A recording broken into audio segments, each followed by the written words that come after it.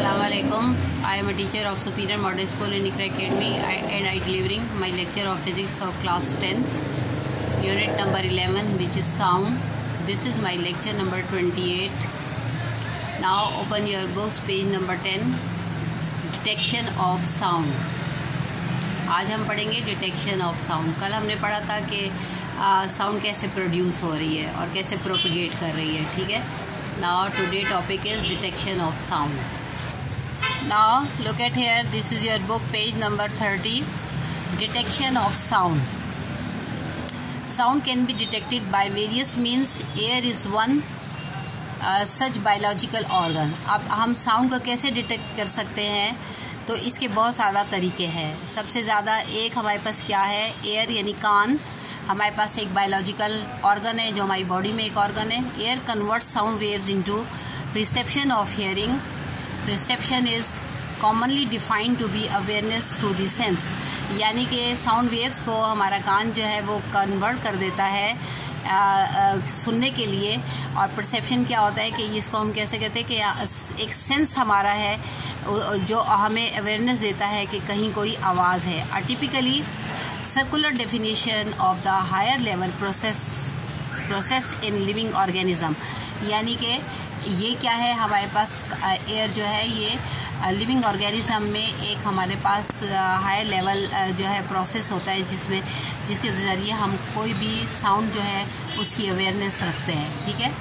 Microphones detect sound by converting it to electrical signal. Microphone आपने use किए हुए हैं. ठीक है. वो साउंड को कन्वर्ट करता है इलेक्ट्रिकल सिग्नल्स में. The persons impaired of hearing detects the sound with artificial hearing devices. कुछ लोगों को आपने देखा होगा जो बिल्कुल जो है साउंड नहीं सुन सकते, तो वो आर्टिफिशियल हियरिंग डिवाइस यानी एयरफोन लगाते हैं कानों के अंदर, जिसके थ्रू जो है फिर वो साउंड को सुन सकते हैं. ठीक है. Now look at your book, page number 31. अब यहाँ पर क्या है, फिज़िक्स ऑफ द हेयरिंग. अब यहाँ पर आपको हेयरिंग का बताएंगे, कान का इंटरनल सिस्टम हम डिस्कस करेंगे, उसकी एनाटॉमी.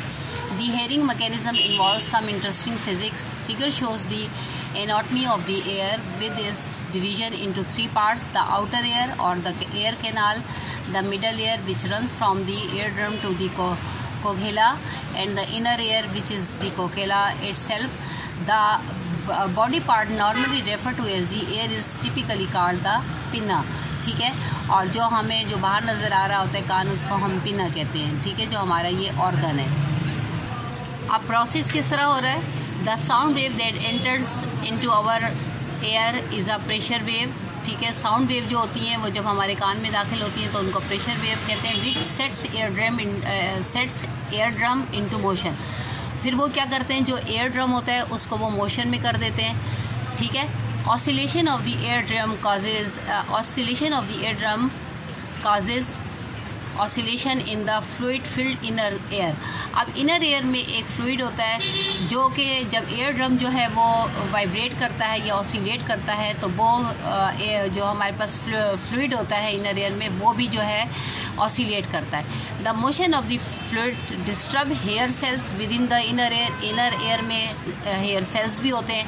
ठीक है. फ्लूइड के अलावा तो वो भी मूव करते हैं. विच ट्रांसमिट नर्व इम्पल्सिव, जो कि फिर हमें मैसेज कन्वे करते हैं नर्व सेल से कि कम्युनिकेट करते हैं वन अनदर. ठीक है. और इलेक्ट्रिकल सिग्नल में वो कन्वर्ट कर देते हैं to the brain with information that the sound is present. और फिर ये सिग्नल हमारे ब्रेन में चला जाता है कि वो वहाँ जाके ये इन्फॉर्मेशन देता है कि कहीं जो है वो साउंड प्रोड्यूस हो रही है. Look at here. ठीक है. ये यहाँ पर क्या है, ये पिन है, ये ऑडिटरी कैनाल आ गई, ये ऑडिटरी हमारे पास नर्व है. फिर ये हमारे पास क्या है, एयर ड्रम. देखिए ये जो वाइट सा नज़र आ रहा है, दिस इज़ एयर ड्रम. ठीक है. ये कोकेला है यहाँ पर. ठीक है. तो ये इन सब का कान का जो है ये इंटरनल स्ट्रक्चर आपको दिया हुआ है कि किस तरह जो है क्या है. ठीक है. ये आपके पास शॉर्ट क्वेश्चन में भी आ सकता है कि जो है how the physics of hearing. ठीक है. या detection of sound by the hearing organ like air. तो इस वजह से आपने इसको जो है इसी तरह डायग्राम के बनाकर जो है आपने इसको पढ़ना भी है. ठीक है. आज के लिए जो है ये टॉपिक काफ़ी है, बस इनको आप जो है रीड आउट करें. अगला हमारे पास टॉपिक है